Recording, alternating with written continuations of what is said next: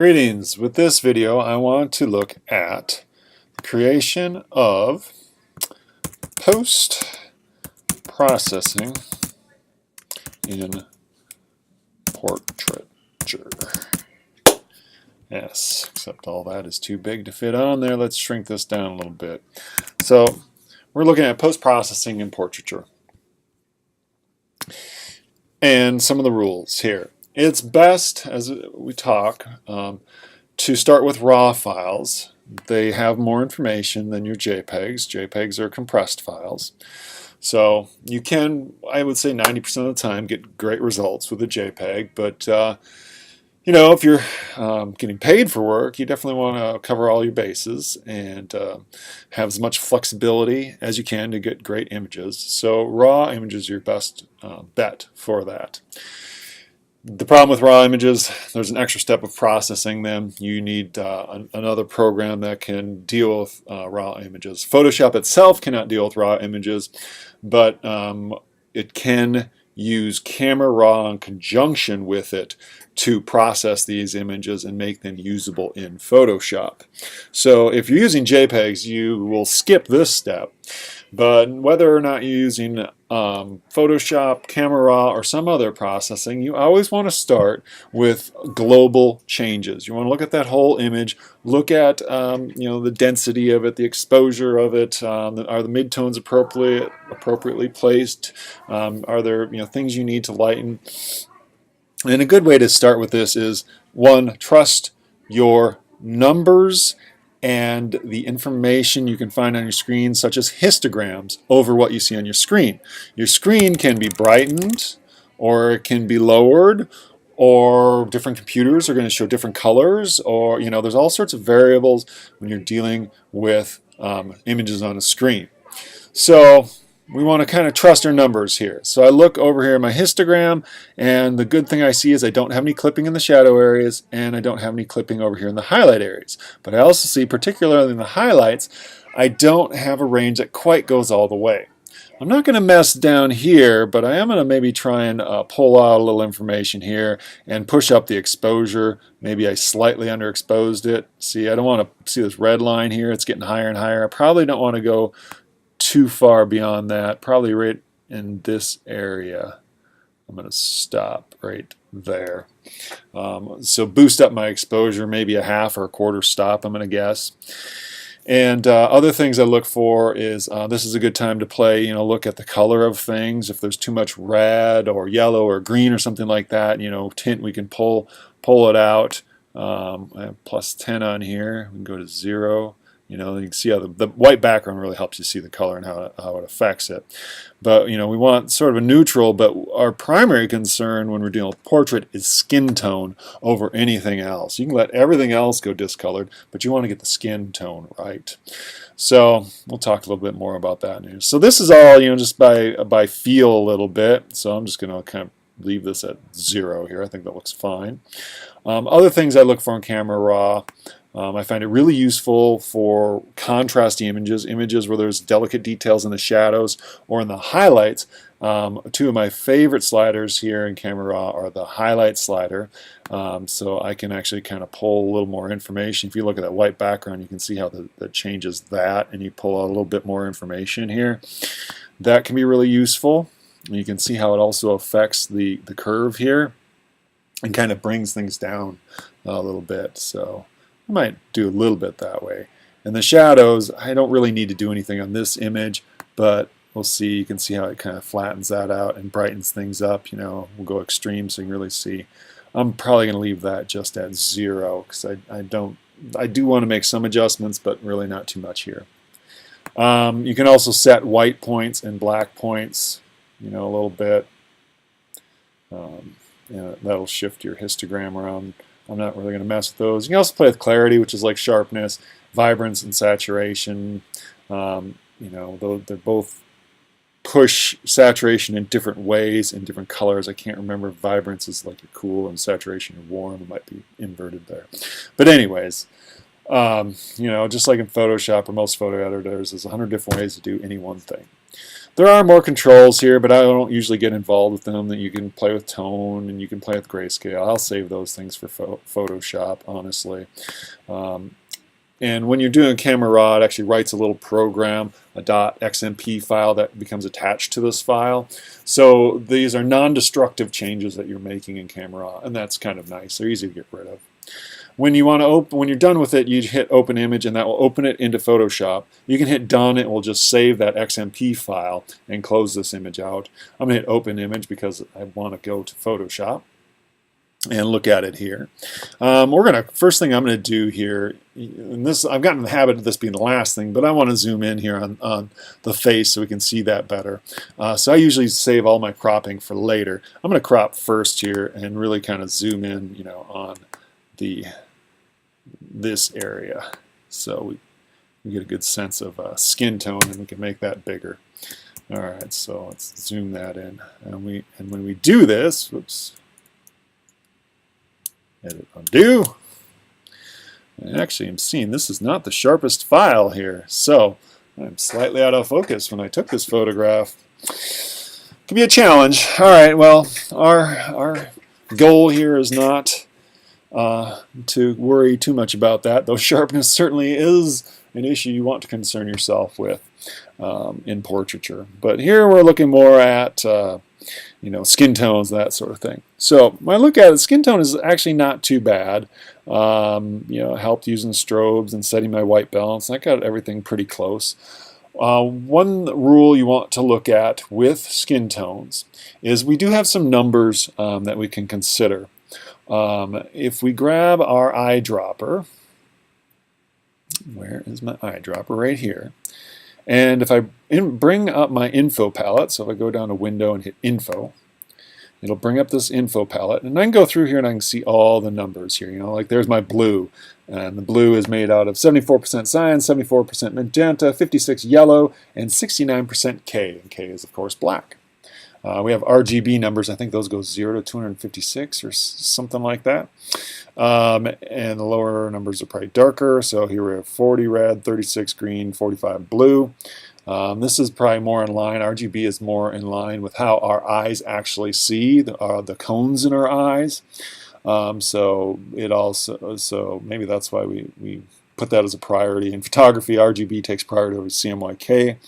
In the design world, CMYK is the color system that they work in, but if you put your images in CMYK, you typically can't drop them off at Photo Labs and have them print it. They need RGB files. So the RGB numbers are in some ways more meaningful. The CMYK numbers are some ways easier to deal with and think about. So our rules with skin tone, all skin tones are somewhere in the orangish range, no matter how light or dark the individual is. So our rules are that we should have magenta and yellow within 10 percentage points of each other on the CMYK scale.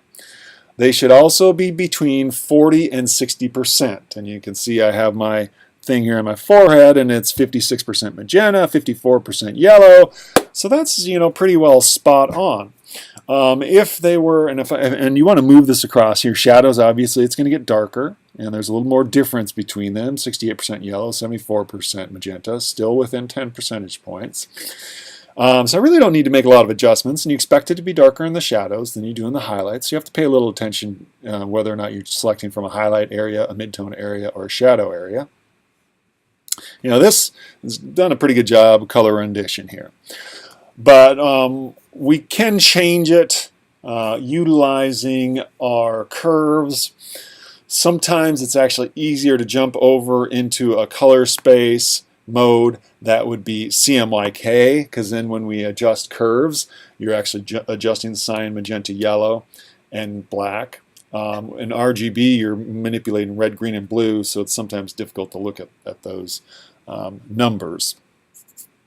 But anyways, so you can jump over that mode, but there can be also little changes in color as we go between modes. So anyways, we're doing pretty well here, but if you did need to change it, I am a fan of adjustment layers. So layer, new adjustment layer, and pretty much anything you want to to do and can be done in curves. And curves can be certainly more complicated. You know, you got your X and Y axes here to deal with, so it's more dynamic than just a simple slider, but it gives you a lot of control because not only can we deal with lightness or darkness, like my shirt here may be just a bit dark. I probably don't want my skin tones really any lighter or darker, so I'm going to actually put that back, and let's hold this information and hold this information. I might just like, that's not quite the area I'm looking at. It's probably down here, maybe. There. So, yeah, that's just not doing anything positive. You do want to, it's this match between perception and the numbers as you look at these things. So I'm going to leave that alone for now, and we'll get back to focusing on skin tones. And we can adjust those things red, green, and blue. So if we can just bring out the red channel, when I do this, if I pull it down, I take out red. If I go up, I add saturations of red to it. So, you know, we can control it here. And with myself, you know, often my skin has a reddish tint, which sometimes gets exaggerated in photographs. So I, at times, will manipulate this. When we do that, if we can bring back that info palette here, you can see that the numbers change. It shows me on the left what they were. It was 52% magenta and 50% yellow. Now it's 51% magenta and 50% yellow. You also see that the cyan increased. And the increase of cyan actually indicates a decrease in saturation, because when you increase all three of those, that is neutral density.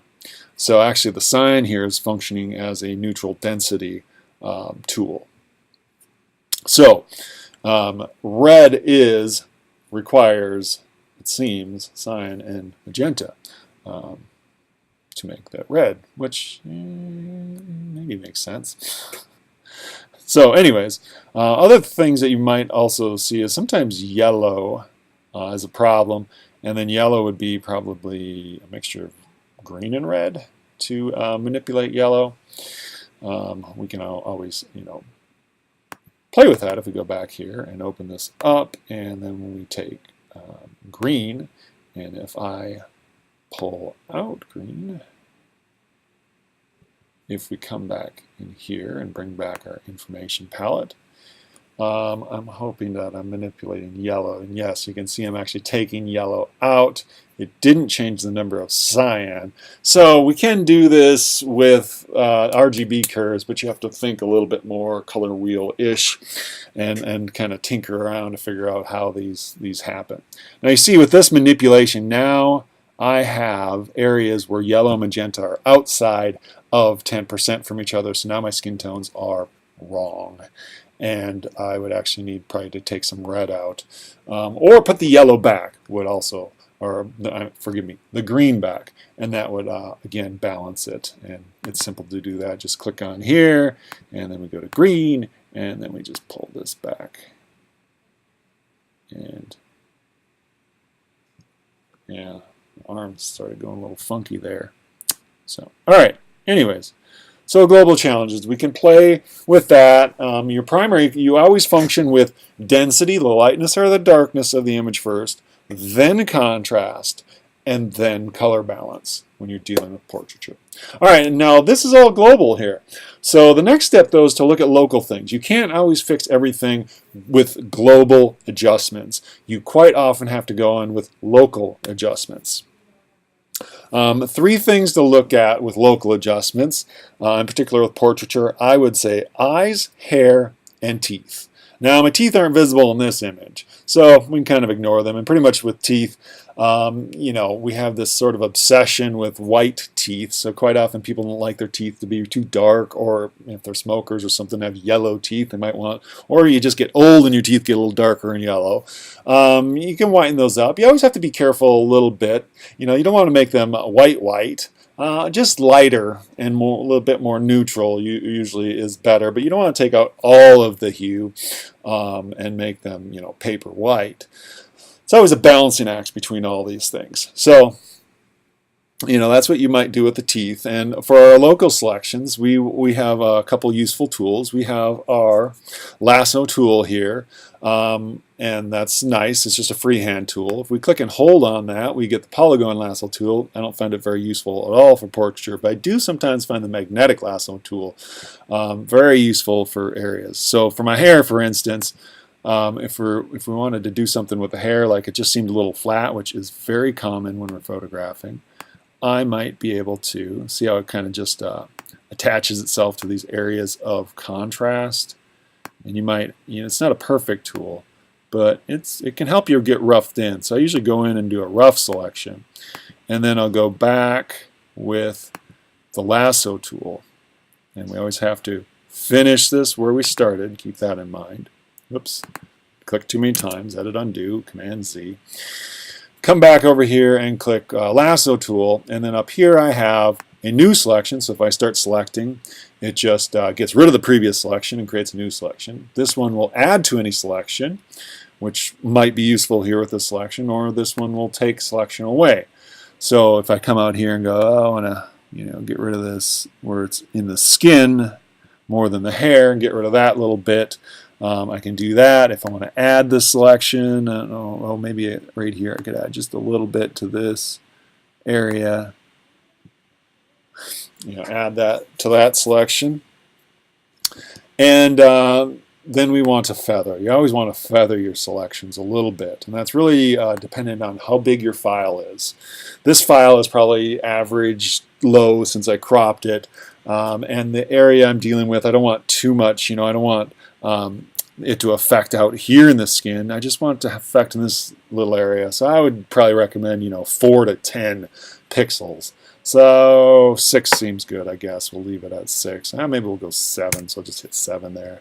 And if you don't like that, highlight it. We can go up to 8 and hit OK. And then it feathers it a little bit. And then I just do another adjustment layer. I like adjustment layers because I can get rid of them. I can turn them on or off, or I can go back and readjust them, or I can turn down the opacity of them. And it gives me a lot of flexibility. And again, I do like curves a lot. So here's our value range of the hair. If we want a little bit lighter, we can do that. If we want a little bit of contrast here, one of the best ways to make contrast with curves, put a point in the middle and then drag the shadows down.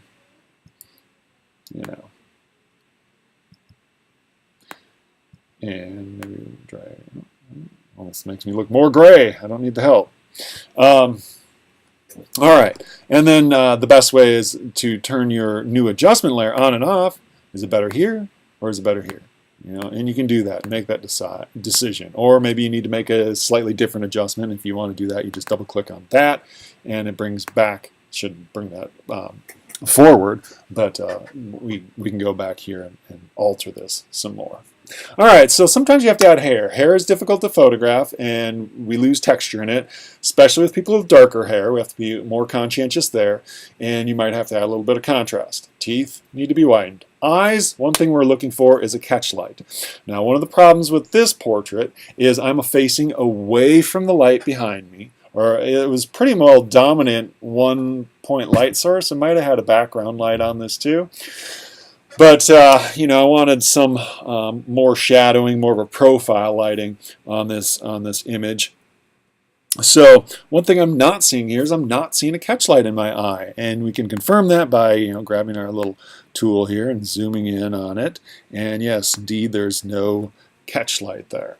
So I might do that a little bit later. Now, one of the things with eyes is sometimes we want to bring out their contrast in them a little bit, and saturation, and a lot of times when you photograph, that is not coming out. So I would just make a selection right on the eye itself. Now, if I have heavy shadows here from the brow or things like that cast, those are things you also may want to soften. And you may be able to do that at the same time as you do the eyes themselves, or you might have to do that as a separate selection where you just come up here and soften that. That's not too bad, but you can see how out of focus my image is. Sometimes when you're photographing yourself and you don't have help, it's a bit more of a challenge. So I had to turn my focus off, and this one is poor. I have better files, but we're just going with it. Okay, anyways, so I would select that, and I think I'm going to leave, you could actually select them together, and that might be better because they're photographed at the same time, so it keeps this relative light shadow to them balanced. Or we might find that this would lighten it too much and become sort of odd. But anyways, we'll go with it and we'll see what we have. So I select it, I modify it, I put on the feather. I'm going to go like 3 pixels because I really don't have a very large area of selection. And then I'll just do new layer adjustment and curves. And I come back here and I look at this and I want to make them a little bit lighter. Woo, that's a little too much. It doesn't always take a lot. Maybe a little bit more contrasty. Maybe that's too much. Ooh. You can go out. You can go too far fairly quickly. Well, let's pull that down a little bit. Right there, I'm looking at this eye in particular. I don't want that white to get too out of control.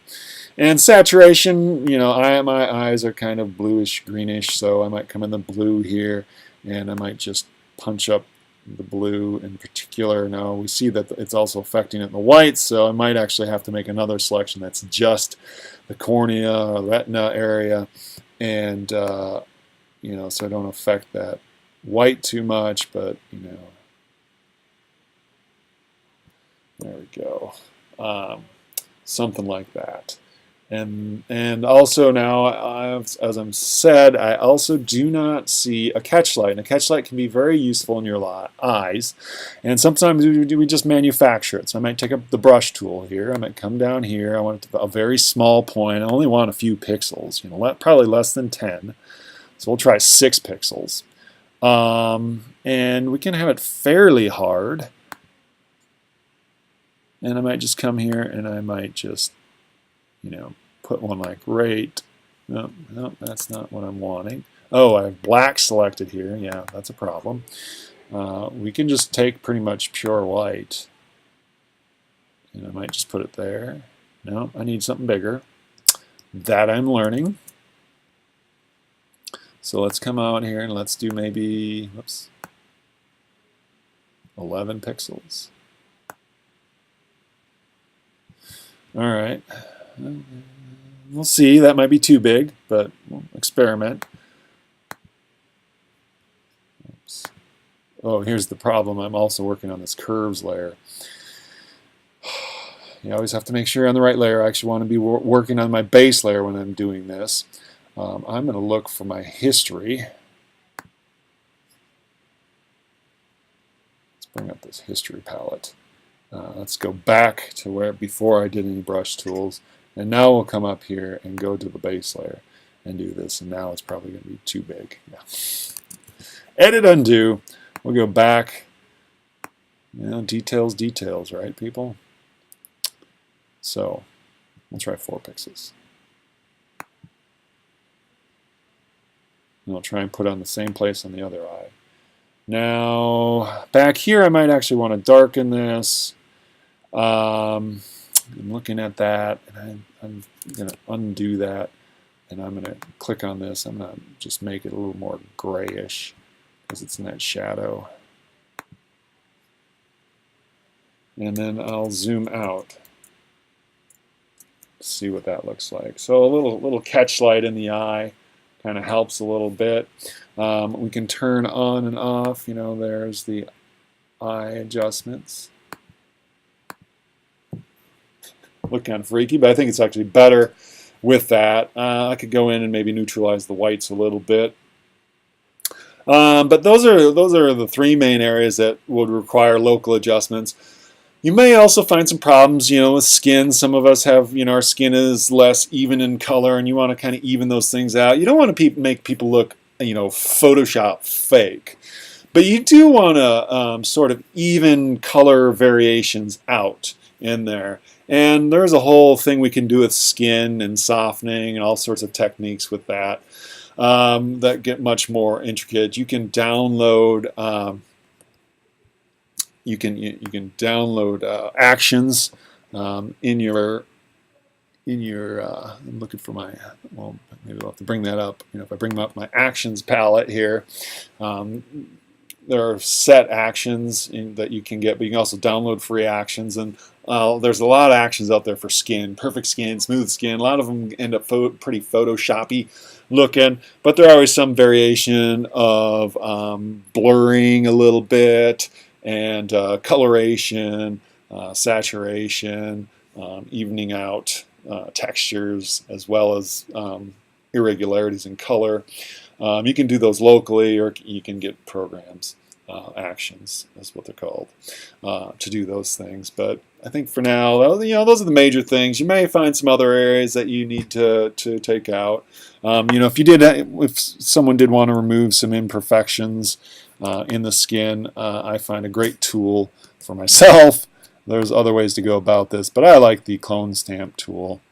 And if I grab that and then we come over here and click on the base layer, then it'll work. That tool's too big. I'm only going to need, size. Bring this down to like 25. Yeah, maybe there's a little spot there on my nose. Let's see if we can fix that. So I hit Option and click the mouse, and then it selects from that area, and then I come down here and I go over that, and then it fixes it. And we can see what that looks like if we bring back our history palette, and we can go look at the before. So look at my nose here as I go before and after, and it got rid of that red spot. I didn't have to pay a couple $100 that the dermatologist wanted to do to get rid of that. Hey, so people might want moles removed or things like that, or if they're cuts or scars or things like you can take from one area to the other. There are more tools there. We also have the patch tool, which can be useful. The spot healing brush is sometimes useful. All these tools can help fix minor imperfections in there. So, all right. Well, anyways, there's some thoughts on with post-production and portraiture in Photoshop. There are other programs that you can use. GIMP could do that, but of course they're going to move things around and call them different things and whatnot. But there are some basic starters for it.